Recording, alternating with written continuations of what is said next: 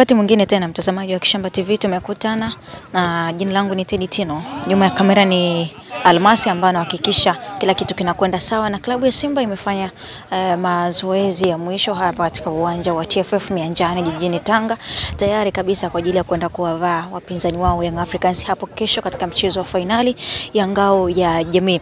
Na ukumbuke kwamba bingwa mtetezi wa kombe hili ni Young Africans ambaye alibeba kombe hili msimu uliopita mbele ya Simba Sports Club. Simba wamefika hatua hii ya finali mara baada ya kuitoa Singida Fountain Gate kwa changamoto ya mikwaju ya penalti katika mchezo ambao tumeshuhudia juzi katika uwanja Mkwakwani Tanga. Lakini pia Young Africans wao wakifika pia hatua hii baada ya kuwafunga wana lamba Azam FC magoli 2-0. Kesho wanakwenda kukutana. Mchezo wa mwisho miamba hii ilipokutana, Simba waliibuka na ushindi wa magoli 2-0. Kesho itakuwaje? Wote tunasubiri kuona kipute hichi, kivumbi na jasho hiki ambacho kitakwenda kuvuma hapo katika uwanja wa Mkwakwani Tanga majira ya saa 1 jioni. Kwa mara nyingine tena tunaishuhudia dabi ya Kariakoo mwanzoni kabisa mwa msimu ikichezwa nje ya Dar es Salaam, na ambako tayari viingilio vyake vya mchezo huo vimekwisha kutangazwa.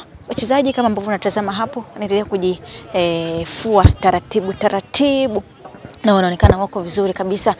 Moses Firi ambaye wengi walikuwa wanazungumza, mashabiki wengi walikuwa wanalalama juu yake kutokucheza mchezo uliopita wa nusu finali, umemuona na hapo pia akiwa anaendelea kutrain na wenzake. Lakini uzuri zaidi ni Clatous Chama ambaye tayari amekwisha kumaliza adhabu yake ile, na sasa hivi rasmi kabisa katika mchezo wa kesho atakuwepo. Na nikukumbushe tu kwamba adhabu hii alifungiwa na kamati ile ya nidhamu baada ya kumkanyaga mchezaji katika mchezo ulikuwa ni mchezo wa ligi kuu msimu uliopita. Kwa hiyo alifungiwa baadhi ya michezo na adhabu yake sasa imekamilika rasmi, na kesho atakuwepo katika mchezo huu wa Simba Young Africans. Moses Firi pia anaonekana yuko fiti kabisa.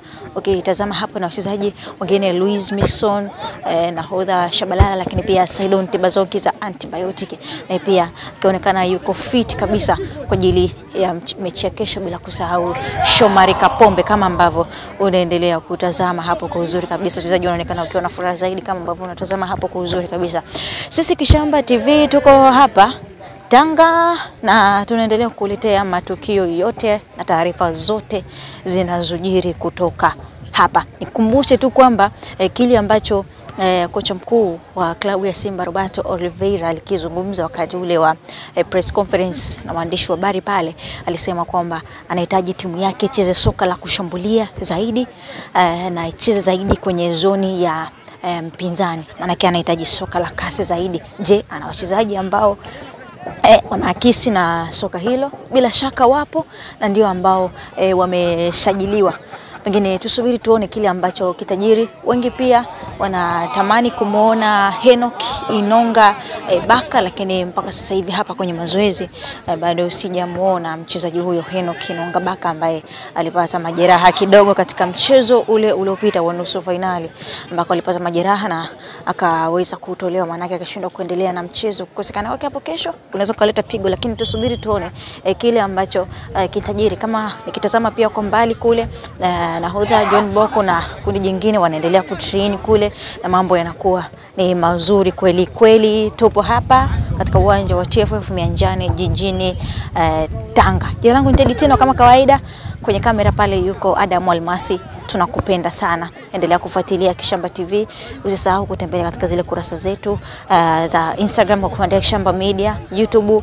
Usisahau kusubscribe na kulike na comment kupitia tukolo wa Kishamba Media, na ambako taarifa zote hizi utakuwa unazipata hapo. Usisahau ule ukurasa mama kabisa wa Instagram wa Priska Kishamba.